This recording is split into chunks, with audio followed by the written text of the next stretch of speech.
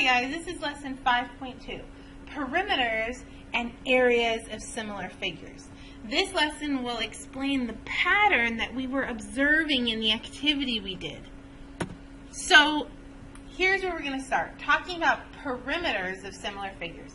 If two figures are similar, they have to be similar, then the ratio of their perimeters is equal to the ratio of the corresponding side lengths. Equal.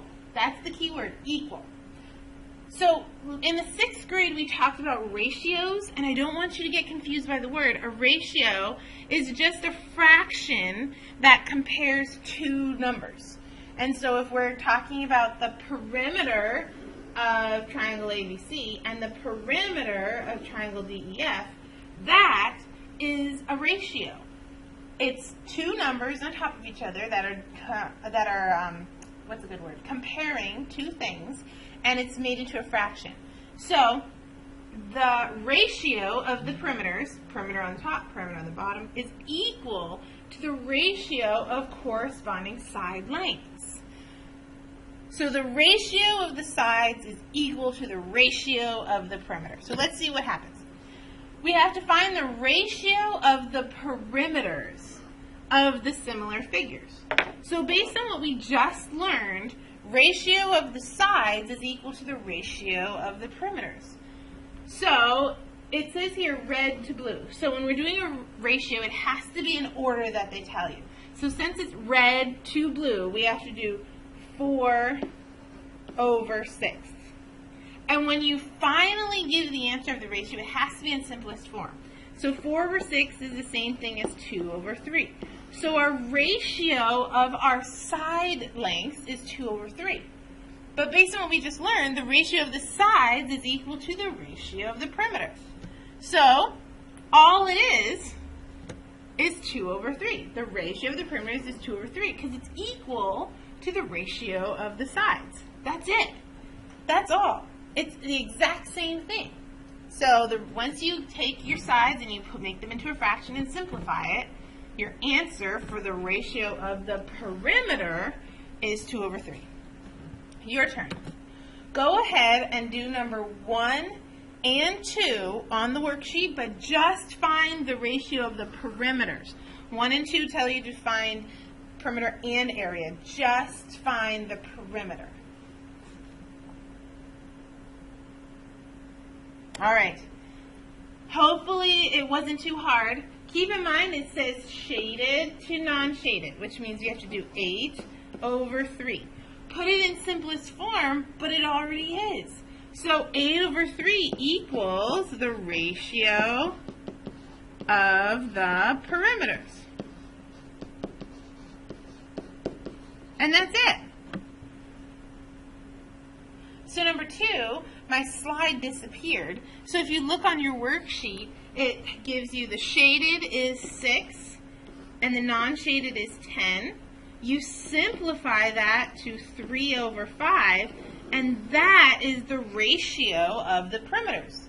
Now, when you're writing ratios, you can do it 3 ways. Just a quick reminder, you can write it as a fraction, you can write it with a colon, or you can write it with this. When we're in this section, we're going to be doing fractions and the colon a lot. They're both ratios. Okay, so that's a little side note. All right, now the areas. We're trying to find the ratio of the areas. That's a little different.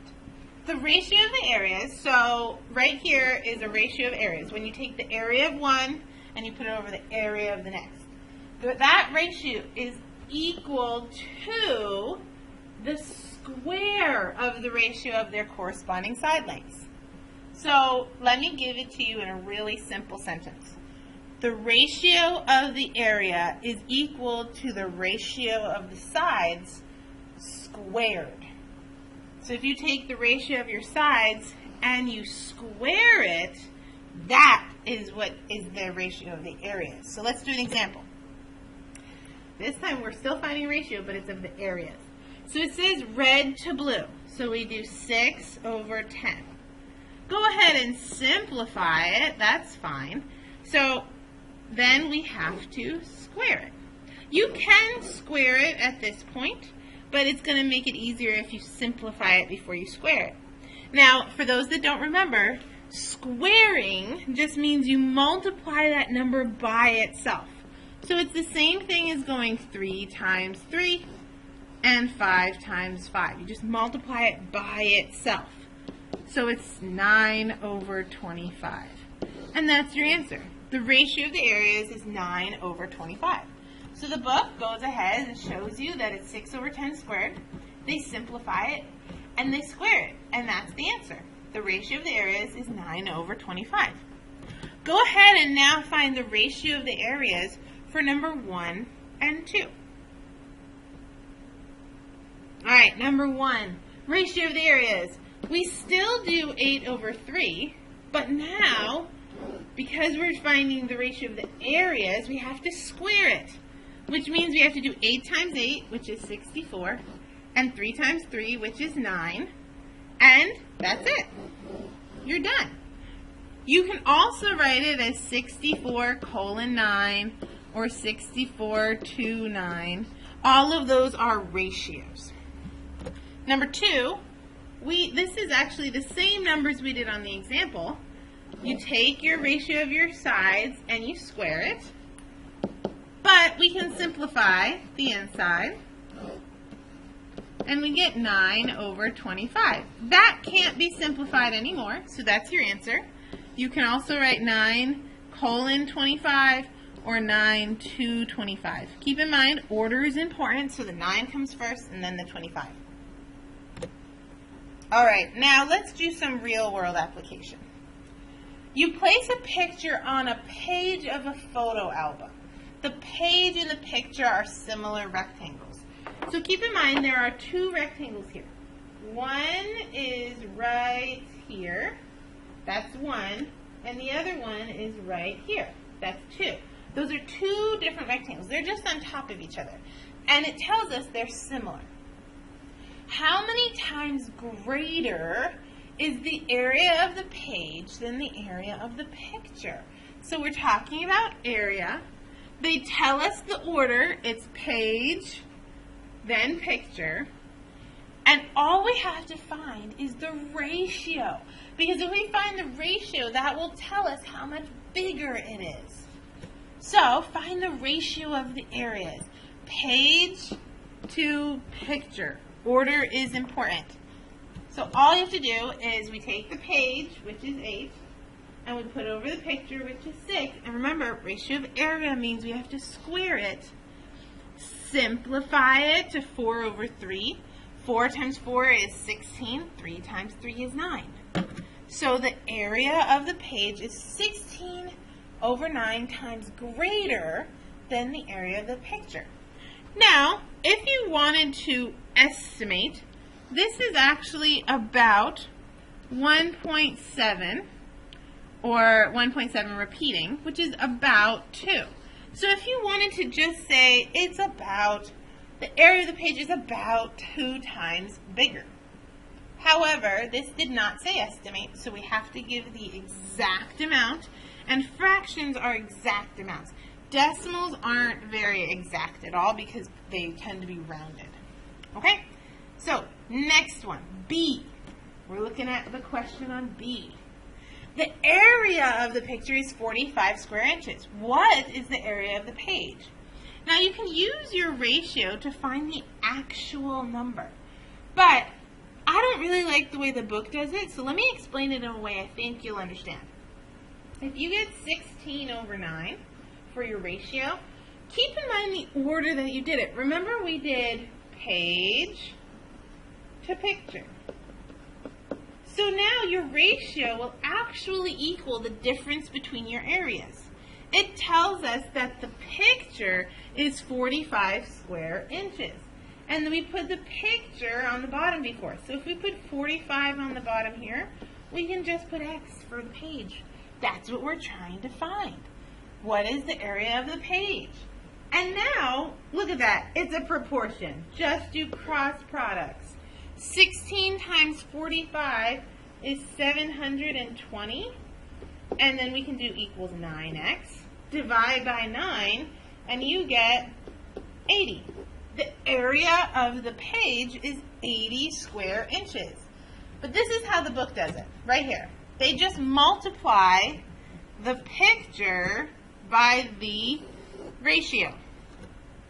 So they just took 45 times 16 over 9, and they still got 80.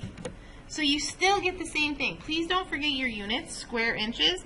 Another way you can write square inches is just put inches with a little 2 up here, and that's still considered square inches. Okay? So now it's your turn. Go ahead and try number 3. Keep in mind 4:5 is also a ratio. Alright, hopefully you tried and you answered something. The ratio, it says here, you buy 2 picture frames that are similar. The ratio of the corresponding side length is 4/5. What is the ratio of the areas? Well, side length, we can write 4:5 is 4/5. Well, keep in mind, the ratio of the side lengths is the same thing.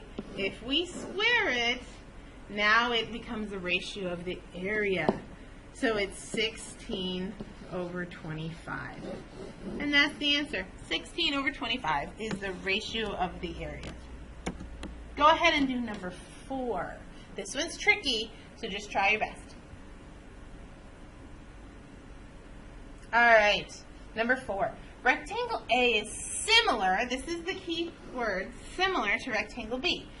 What is the ratio of the perimeter of rectangle A to the perimeter of rectangle B? Keep in mind the order, A to B, A to B. So it's important that we keep it consistent.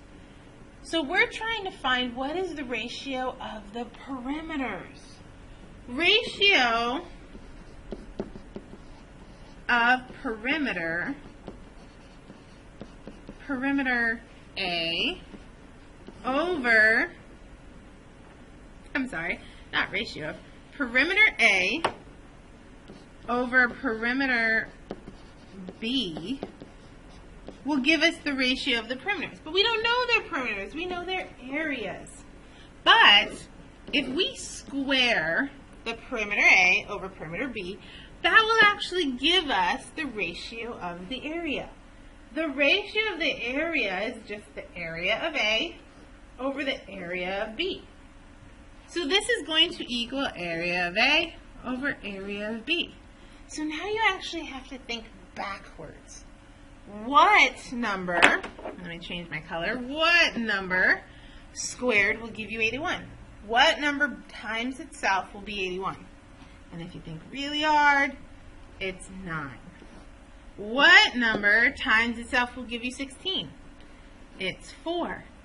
So right here is the ratio of the perimeter. We were able to work backwards to figure out what is the ratio of the perimeters.